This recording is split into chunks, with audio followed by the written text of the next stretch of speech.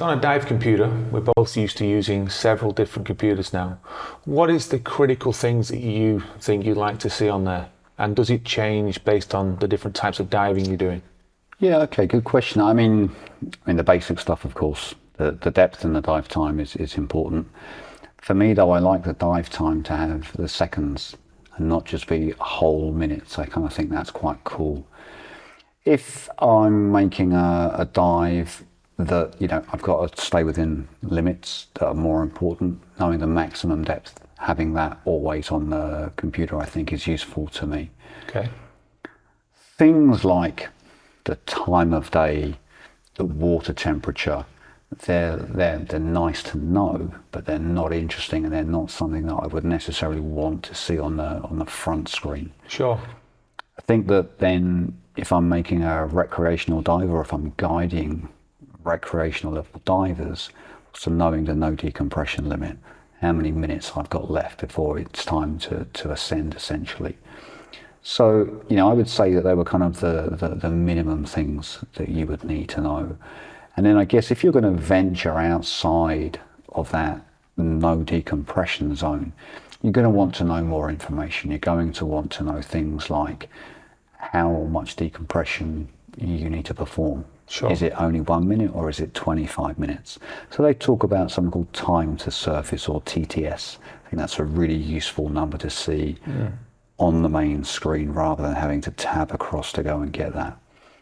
Of course, then if it is now a decompression level, I want to know what my next stop is, or my first stop. Is it 18? Is it 12? Is it 9? What is it? Yeah. So if it's a decompression dive, as a minimum, I want my stop depth and time to show, as well as the total time. If I was then going to get, even more excited about the decompression I was going to do, and the series of stops that I had to go and make, on the one hand, I like to see the entire schedule. I think it's quite nice to know, oh, okay, not too long here, crumbs, quite a long time there. Sure. And of course, they're always following the same shape. It's less in the deep, more in the shallows. This part we know. Yeah. But it's that last stop at 6 meters or 3 meters, that's the interesting one, because, 10 minutes is no big deal. 20, yeah, okay. 30, wow, that's going to be boring. That's going to be boring. So you can use that last stop time as well as the total time to give you an indication of whether you should stay down there for longer. Yeah. So for me, that's what I like to go and see. There's another interesting number for a decompression dive that I like. It's called the ceiling. And that tells me that even though my stop might be at, say, 15 meters, if my ceiling is at 14 or 13, it's not shallow enough yet to move to 12, but it means that if I'm up or down a little bit, that's okay. I've got a little bit of a buffer. And particularly if I'm at 6 meters, I'm on oxygen. Yes, I know not to go deeper than 6, but if my ceiling is 5, well, might move up to 5.5 and come away from 6. Sure. And just be happy to live in 5.8, 5.9, because my ceiling is shallower. Yeah. So then they start to be the things I want to see on the main screen. I don't know how that compares to you. Yeah, well, first of all, the layout in general on a computer, are you finding that between different models, you getting more choices, or is there something better we could do altogether? I think that everyone puts the big stuff in the big writing, and they generally use the corners a lot of the time, don't they? Because your eyes are drawn to that. To the corners, yeah. So of course, depths and times, that's where they're living. And generally what I'm finding is that the actual screen layouts, they've got, let's say, 2 or 3 layout styles that you can choose between, but you can't have full control. You can't take that depth and put that in the middle. It only shows there. So if I could reconfigure a screen, that might be quite handy, particularly if there's multiple pages of information. You see it on your phone when you have a home screen. You put all the most wanted apps or most used apps, and Sure. You scroll to page 2 and it's the lesser ones, and you might have 3 pages, I don't know. Yeah. So certainly having that level of control, that for me would be great, rather than being stuck in having only the mode that the manufacturer has decided to put in your unit, Yeah, because yeah. we're all a little bit different, and it's nice to be able to customize that screen really. Definitely for me. I mean, I understand the layout issues of maybe getting that done. It would be great to have the full custom, but I definitely want to be able to turn certain things off as well, because like you said, I've got to decipher the information. I only really want to see what is useful to me at that time underwater. So having critical things where they should be is important. Yeah. And this, especially with now using transmitters and reading dive pressure on there, it even makes more sense. The cleaner that can become, the nicer it is for me to use it. Yeah, I think when we were using the transmitters, there were some things on there which I thought could be cleaned up. I mean, there's like an icon to show the battery gauge, or actually the tank pressure gauge, which at first I thought was a battery. Yeah. Because it's got that classic battery look about it that you're used to seeing. I don't really see the value in the icon as well as the number.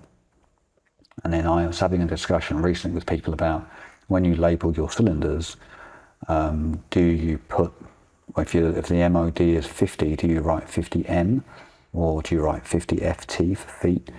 Generally, we have a turn pressure, we agree in bar or PSI, we have a depth, we agree in meters or feet. So I don't need to know that the number on my computer is bar or if it's in meters. I know I'm in the metric system, at least that's how I've configured it. So I can get rid of some of these additional abbreviations or some of these little pieces on the end. So that I thought for me would be quite good. And then I think, additionally, you are right. I mean, the more information you choose to show, the more cluttered it's going to be. And you're going to have to make a choice at some point. I mean, when we were doing dives with 3 tanks, we could comfortably get gas pressures to show.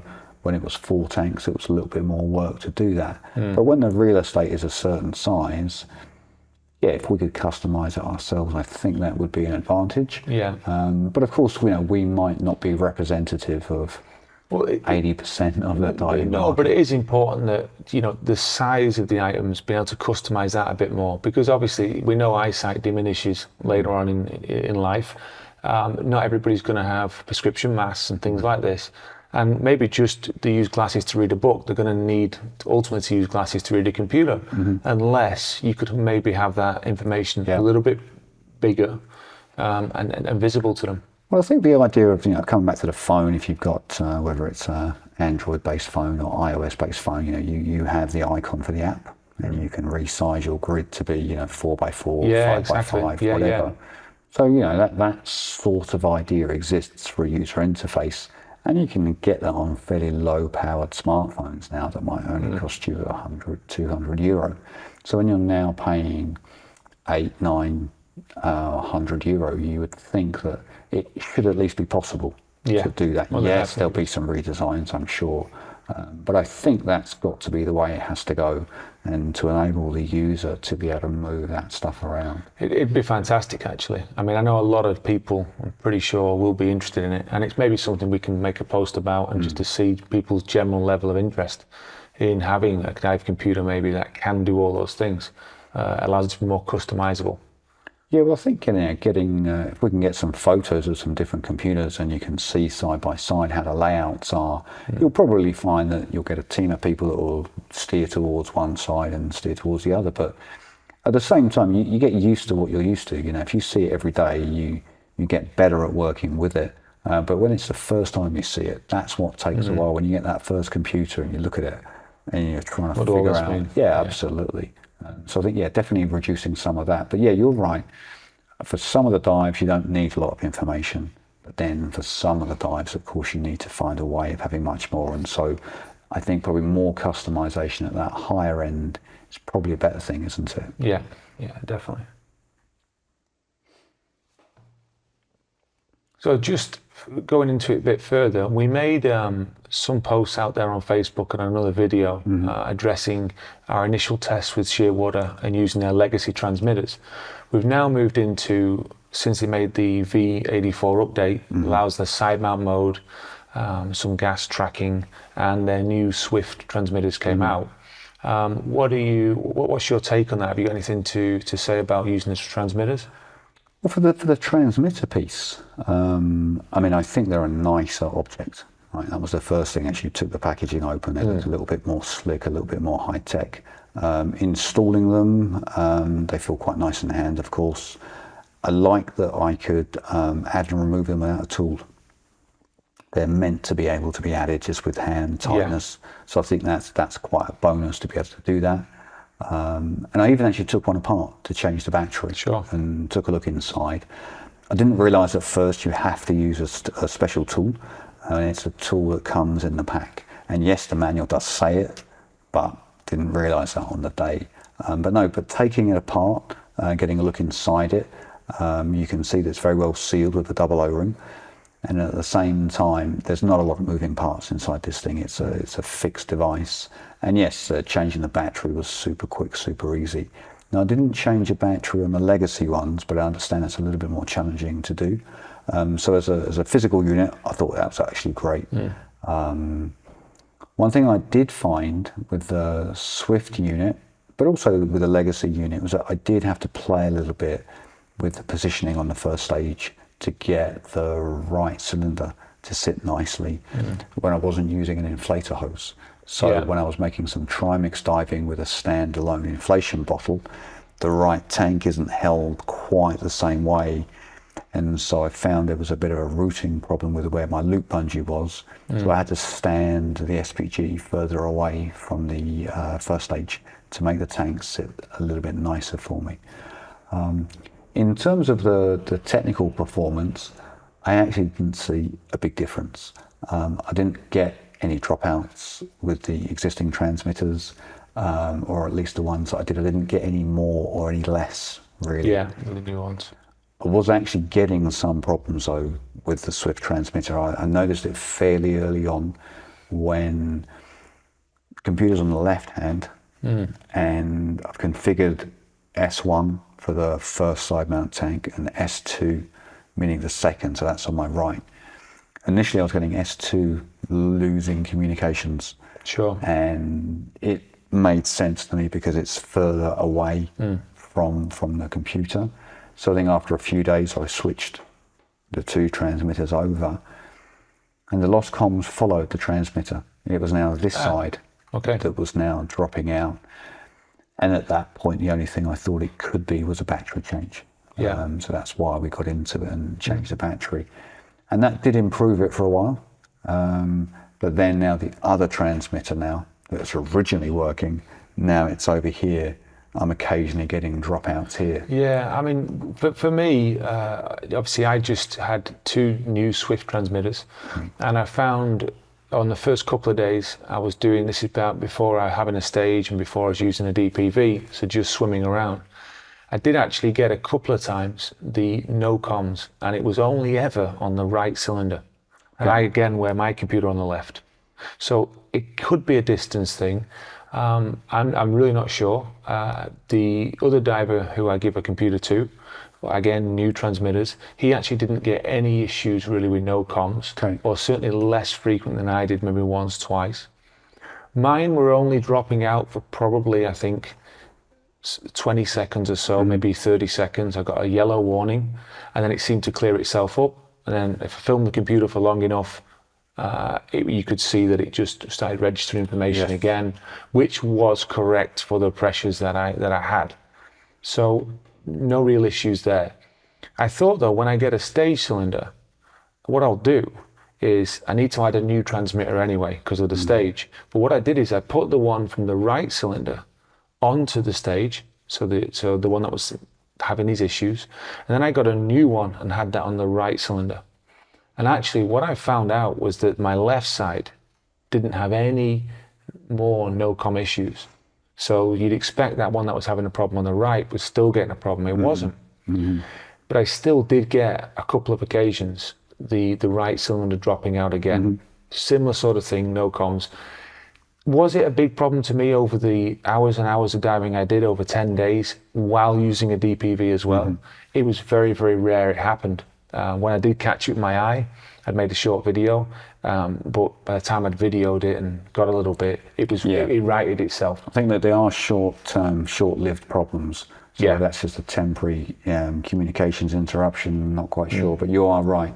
it comes back literally. By the time you stare at it, get the camera out, Yeah. it's almost cleared It's itself. cleared, yeah. But what I have to say is that it's very, very nice having the 3 pressures. I mean, I was diving 3 cylinders regular. All the information was constantly there in front of me. I had quite a bit to do. I mean, a lot of the dives I did involve navigation. I had to also film the other 2 guys on DPVs. So I was constantly moving the camera, thinking about buoyancy, trim, moving around, capturing cool shots. So for me not to have to continually check my pressure gauges and stop to do that, it was brilliant just to have a glance whilst on the trigger most of the time. And I was constantly reminded of my pressure. So from that point of view, I mean, fantastic. I mean, I've experienced the same benefit of seeing the gas. I mean, yes, it's easy to check the SPG. No one is arguing that part. But when I was task loaded, when I was busy, I mean, I made last week a DPV dive with a searching component. I had to operate a reel at the same time. So my hands are pretty occupied, while I'm off doing that. And of course, just being able to glance at your wrist, and as well as looking at the other decompression information. But of course, having it there, it's going to benefit you more, I think, depending on what you're doing.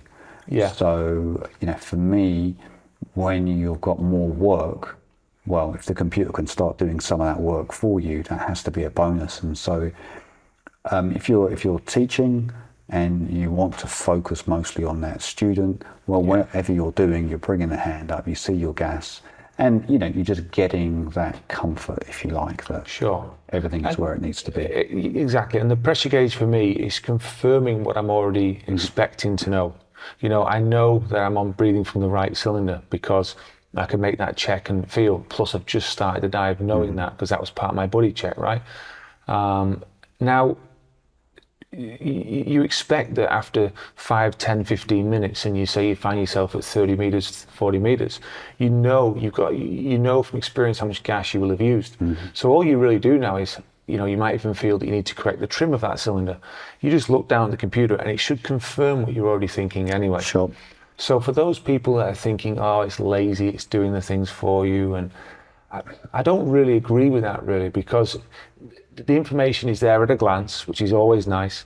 I don't have to impact myself by adjusting something and finding a pressure gauge and then putting it back in place.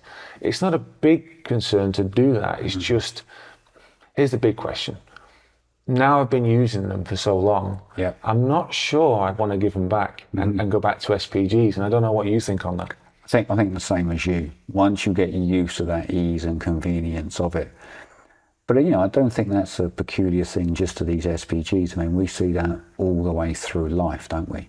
When we first had a mobile phone, didn't have to go to a pay phone. True. Now we've got a smartphone, don't always have to use a laptop. We did long division at school, got a calculator, and now we're using Excel. Sure. So, we're constantly using technology to basically make some parts of our life easier. So I'm not sure that I agree with people saying that it is making you lazy or it's making you forget about something you should already know. Because I think if I ask, 100 divers, can they do long division? I don't think they'll all say yes. So I do think that is part of the evolution, and it is going to go that way. Where we are in the curve, in the development curve, that's a different story. But certainly now I've had them, I don't want to go back, and that's even for the 4-cylinder deep trimix dives. I'm staying on the 4 transmitters, thank you. Yeah. Can we talk a little bit about the SAC rate? So we're using the Shearwater computers. We've gone through their update. I'm currently using, I did most of my dives with 3 transmitters. I know you've been using 2, 3 and 4 transmitters. I just wondered if you'd got anywhere with understanding the SAC rate and the way they're doing it. Yeah, sure. I mean, the first thing is to clear up what SAC actually means, and there is some confusion about it, and we will go into more detail in the whiteboard series. But when we talk about SAC, we talk about your gas usage as if you were at the surface, not your true usage at depth, which is actually what the RMV number is all about. So when we want to know what we're breathing, we actually measure it in litres. And so when you have a pressure, 200 bar, 100 bar, That's not actually a quantity of volume, it's a quantity of pressure. So you have to make a conversion. Sure. So if you have a 10 litre tank and you have a 12 litre tank, well, 100 bar is a different quantity of gas. The smaller tank has got less gas in it. So when we talk about SAC, you have to know two things. You've got to know the pressure and you've got to know the tank volume. So one of the things that you need to do, when you take your technical training, you will have recorded your SAC rate over a number of activities: swimming, working, resting, hovering, what have you, and build up in your mind, let's say, a spectrum of typical SAC rates. When you're diving, it might be 15. When you're resting, it might be 12. On a bad day, it might be 20. But you've got a rough idea what your range is.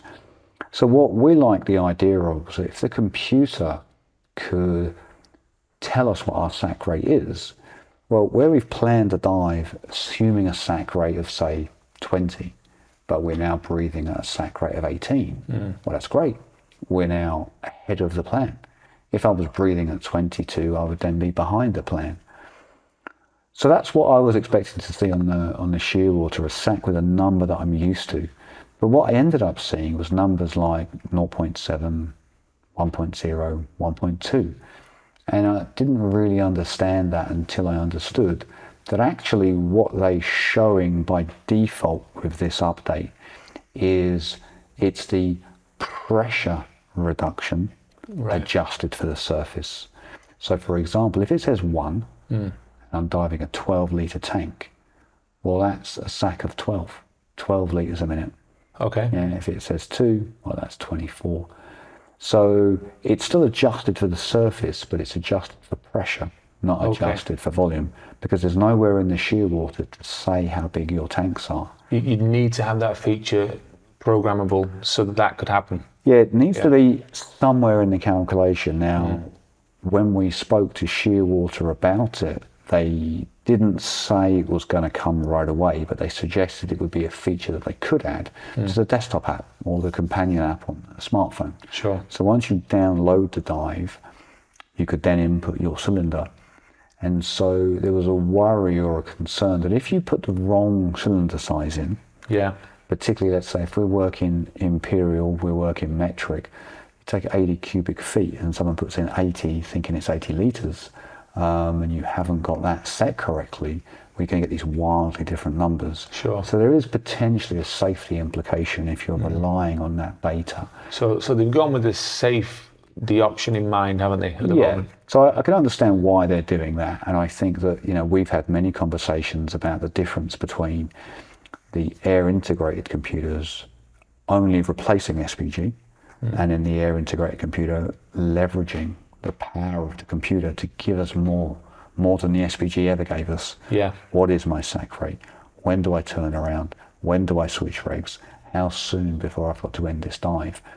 So using the computing power of the computer. So I think that's very much in development, and this is almost there now. The direct replacement for SPG. It's certainly so far for us proven to be working reliably enough. Yeah. Not 100%. Sure. But nothing is 100%. That's right. The question is, of course, how close you get to it. But this is a subject for another day. But in terms of the SAC rate, yes, it's pressure per minute adjusted for the surface. So if I'm at 30 meters where the pressure is 4 and I'm dropping 4 bars per minute, well, at the surface I'll be dropping 1 bar per minute. So that's what the number on the SAC rate is doing.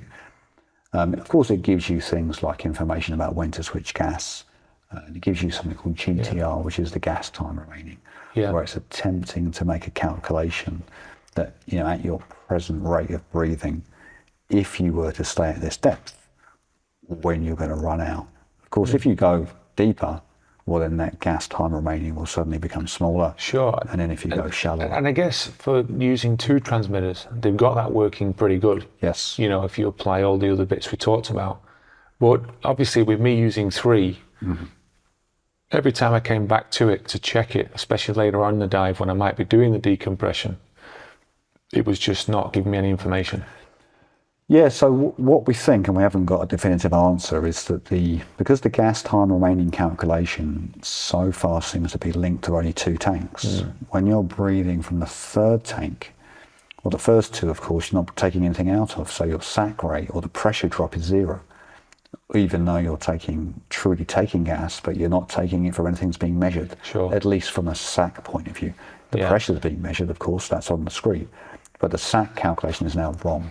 Yeah, and you know, they are able to switch to the different cylinders. So that was kind of cool. You could set, hey, every 30 bar or 20 bar differential, or difference, right? No, difference, Yes. not differential, but difference.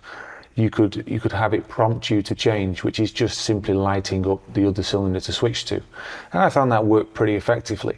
It was just a shame that it couldn't do that with the gas time remaining for all the 3 or 4 cylinders you were using.